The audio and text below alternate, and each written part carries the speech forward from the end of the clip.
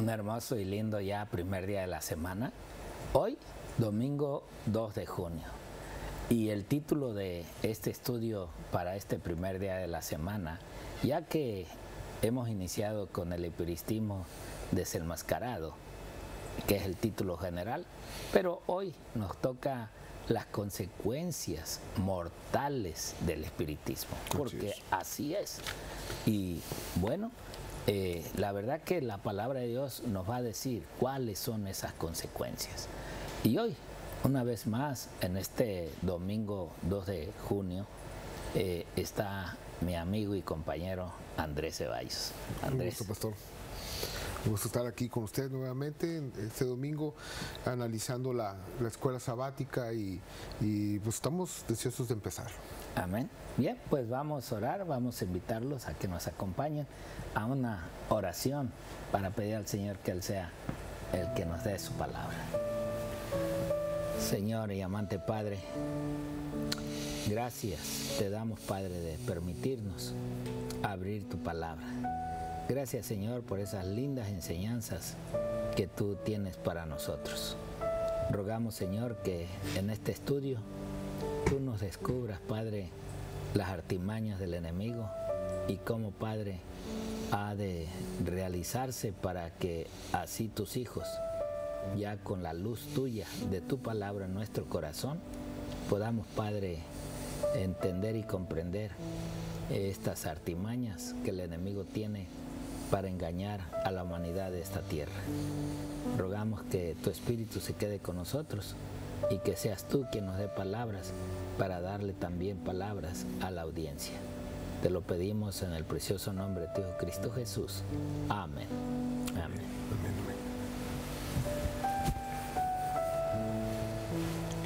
Bueno, para empezar ese domingo de la escuela sabática es muy importante irnos directamente a Mateo 10:28. Okay. Mateo 10:28, vamos a leerlo porque es el inicio, la punta para abrir la palabra hoy de Dios y ponernos directamente con lo que nos quiere la escuela sabática instruir el día de hoy. Dice: no temáis a los que matan el cuerpo, mas el alma no pueden matar. Temed más bien a aquel que puede destruir el alma y el cuerpo en el infierno. Y la lección basada en este versículo nos dice qué deberíamos de decirnos este versículo por sí solo sobre la supuesta inmortalidad del alma. Y entonces ahí nos abre un diálogo en el cual nos conlleva al temor de la muerte, al temor de un accidente, al temor simplemente de dejar de existir. Pero qué triste es el dejar de existir si nuestro corazón no estuvo con el Señor, o si no nos instruimos, o si no abrimos esa puerta cuando el Señor tocó la oportunidad de llegar el mensaje y la bendición del esfuerzo y la gracia que Él hizo para poder salvarnos y darnos lo que Él quiere, una vida eterna con Él. Con eso quiero empezar esto, aunque la lección también nos habla, nos dice de dónde viene esto. ¿Sí? Y la misma lección nos dice que esto son falsas doctrinas desde Roma, que fue llevando poco a poco esas doctrinas de paganismo, las fue revolviendo y las fue amasando poco a poco con las cuestiones religiosas y fueron implantadas. Y hay ahora dentro de ciertas religiones la creencia de un infierno o la creencia de una existencia ya en el cielo con una vida plena, o el andar deambulando por la tierra en pena porque todavía no se ha ganado la entrada al cielo. Entonces, estas situaciones son las que nos plantea para este domingo nuestra lección. Hay algo interesante, Andrés, en esa cita que diste, ¿no? Mateo 10:28. A ver si la podemos ver de nuevo. Fíjate que estas palabras de Cristo es importante que nosotros realmente las absorbamos. Y Él habla claro y dice: y no temáis a los que matan el cuerpo. En pocas palabras, la muerte va a llegar, el descanso va a llegar. Pero Él nos habla de algo que se nos quite ese temor, porque la verdad es de que es un suceso que realmente habremos de pasar, pero con la esperanza de volver a resucitar y tener vida eterna. Pero Él lo dice: mas el alma no puede matar. Aquí es donde tenemos que entender qué es el alma, a qué se refiere Jesús. Nosotros recordamos en Génesis cuando Él hizo al hombre. Él usó del polvo y usó de su soplo, de su espíritu. Y entonces cuando hubo estas dos partes unidas, fue cuando dijo: y es un alma viviente. Entonces quiere decir que el único que puede destruir el alma, a terminar esa separación entre el polvo, que es el cuerpo, y el espíritu, que es vida y que da vida, es Él solamente que lo termina. Por eso Él dice: temed más bien a aquel que puede destruir el alma y el cuerpo. Así es. ¿Y a dónde? En el infierno. Y nos lleva a la idea del pueblo de Israel. Al principio, cuando el pueblo de Israel, todo aquel que consultaba con dioses paganos y usaban el ocultismo y usaban el hablar con los muertos o hablar con hechiceros, eran apedreados. Sí. Se ganaban la muerte. O sea, de tal forma, ahora en nuestros tiempos, pues no vamos a ser apedreados, no vamos a ser, se han relajado esas formas, pero igual tenemos que, cuando estamos abriendo eso y estamos entrando en ese mundo, estamos abriendo una cajita de Pandora en la cual ya no vamos a regresar. Es difícil regresar de algo así. Y estamos haciendo exactamente lo mismo que pasaba con el pueblo de Israel. Estamos encontrando la muerte, pero una muerte para siempre. Por eso el Señor con su pueblo era exacto,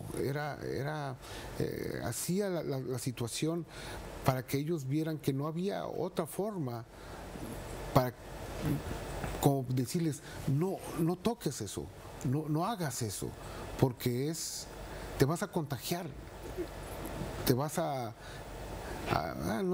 echar a perder, y entonces ya no vas a...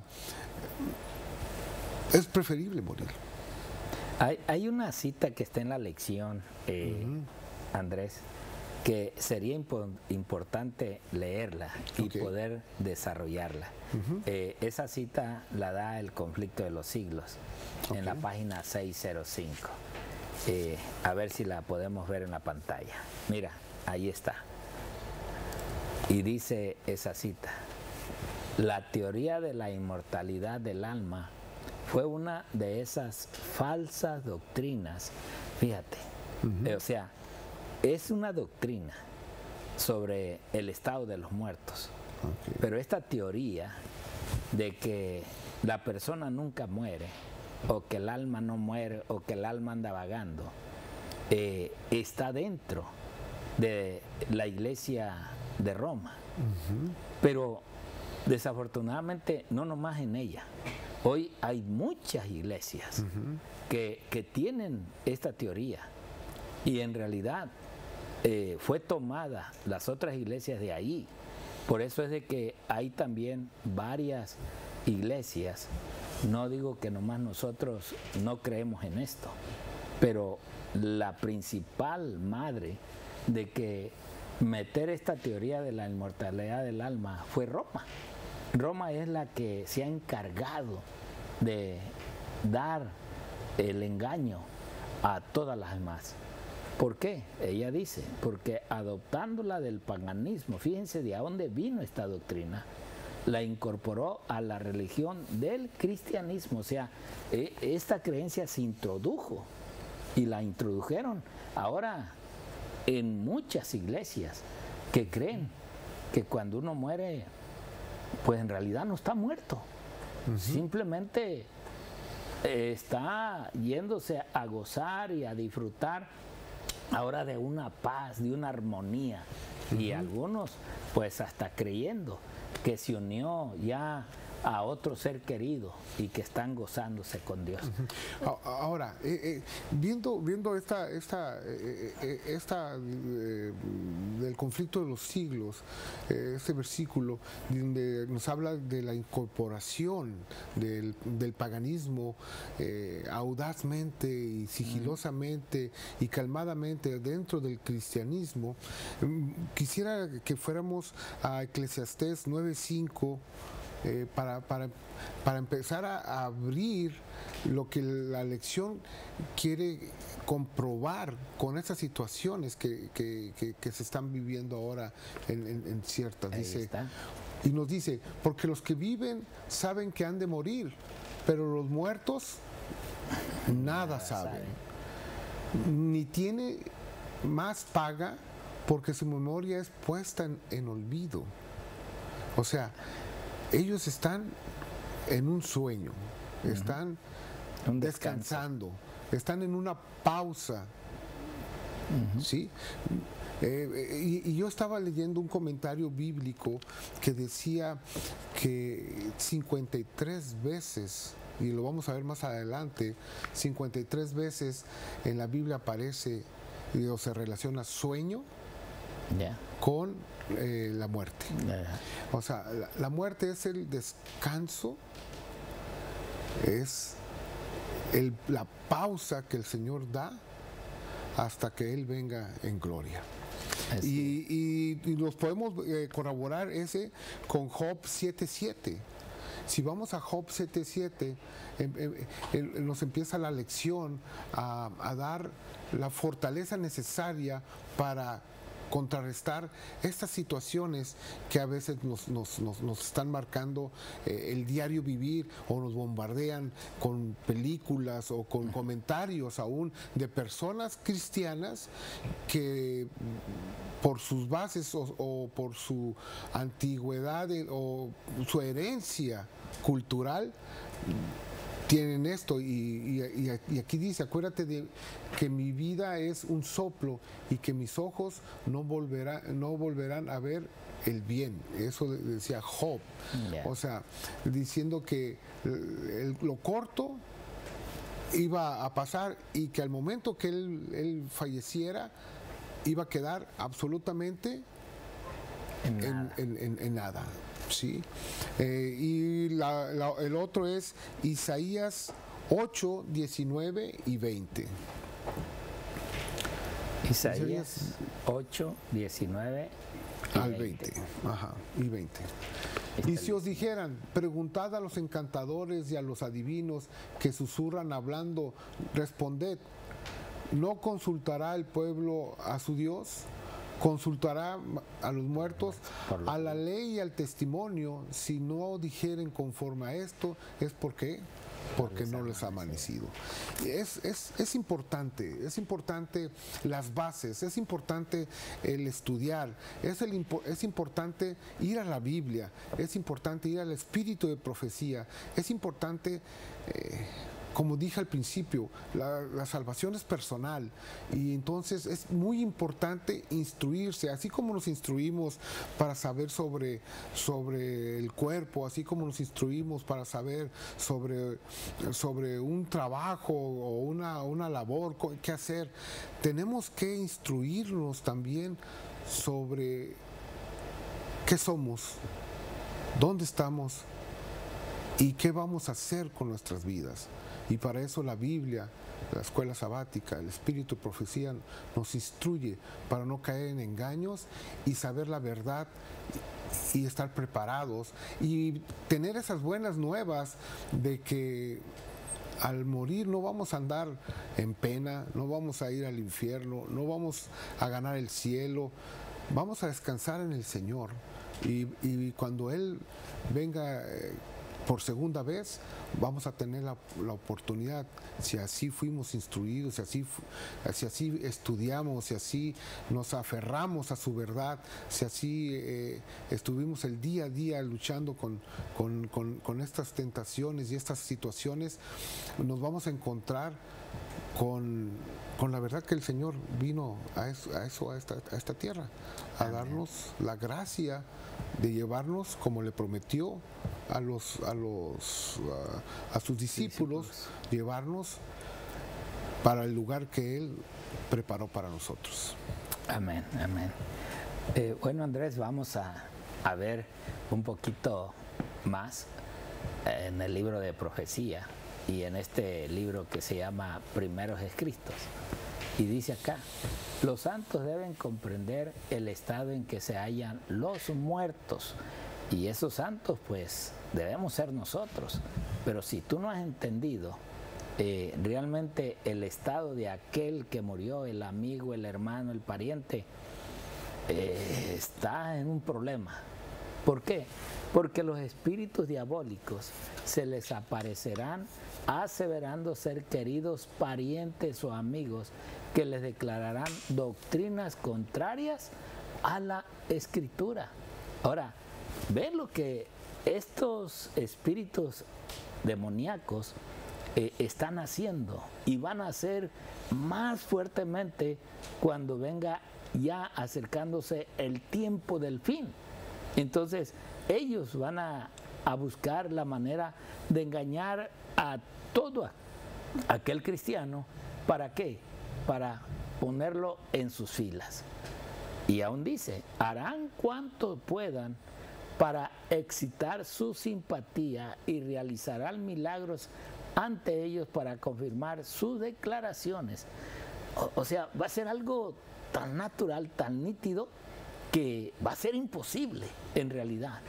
¿Te imaginas que aquel hombre o aquella mujer que tú amaste mucho y no puedes olvidar, recuerdas todavía aquellas palabras, y ellos te las van a decir, te las van a expresar, los cariños, todo? Entonces va a ser imposible. El niño que murió, que fue al descanso, ¿cómo es que te vas a poder negar en ese momento? El pueblo de Dios debe estar preparado para rechazar a estos espíritus con la verdad bíblica. Es que no hay otra, de que los muertos nada saben y que los aparecidos son de demonios. Oye, es que es difícil ver la figura de aquel amado, de aquel ser, de aquel amigo y decir: eres el diablo, aléjate de aquí. Va a ser difícil. Por eso, importante de que tú empieces a llenarte con la misma palabra del Señor. Estúdiala, escudriñala, para que así puedas ver la importancia de los avisos. Miren los ruidos misteriosos con los cuales comenzó el espiritismo moderno no fueron el resultado de trucos o habilidades humanas, fue algo real que se escuchó y se hizo, sino obra directa de ángeles malignos, que de ese modo introdujeron uno de los engaños más eficaces para la destrucción de las almas. Y eso es lo que hoy está introducido en las iglesias. Muchos serán entrampados gracias a su opinión de que el espiritismo es solo impostura humana.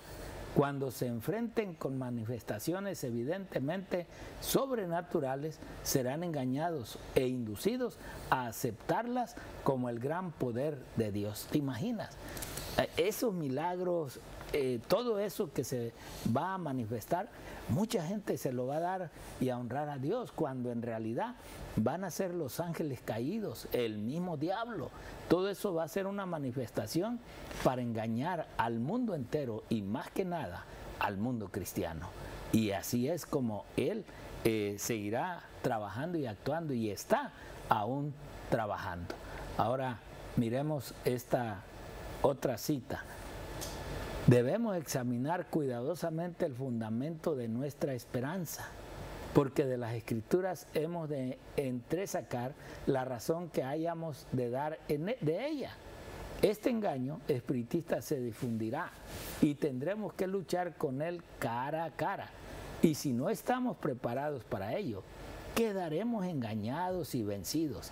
Pero si por nuestra parte hacemos cuanto podamos a fin de prepararnos para afrontar el conflicto que se avecina, Dios hará su parte y nos protegerá con su brazo omnipotente. Amén. Y esto, hermano, Dios no lo va a poder hacer si tú no te preparas, si tú no estudias la Biblia, si tú no ves lo que su palabra dice acerca del espiritismo, cómo se introdujo y cómo va a realizar las obras para engañar a aquel que dice estar en Cristo.